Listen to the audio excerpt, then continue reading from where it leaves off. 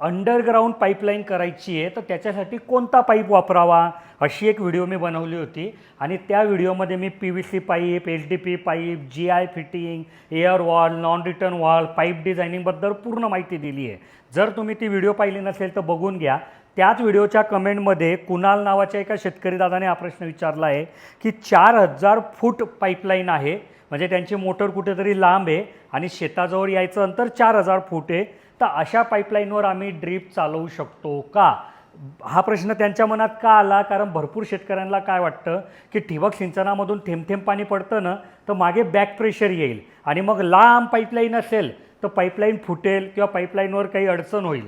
तर बघा, तुम्ही मान्य आहे की थेंब थेंब पाणी पाडतात, पण एकाच वेळेस हजारो ड्रिपरमधून थेंब थेंब पाणी पडल्याने त्याची जर तुम्ही सर्वांची बेरीज केली तर ते तेवढी आली पाहिजे की जेवढं पाणी तुमची मोटर तुमच्या पाईपलाईनमध्ये ढकरते.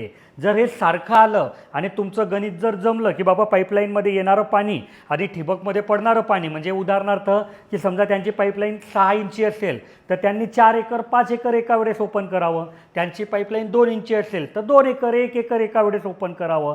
तर असं गणित जर तुम्ही लावलं तर तुमच्या पाईपलाईनवर बॅक प्रेशर येत नाही.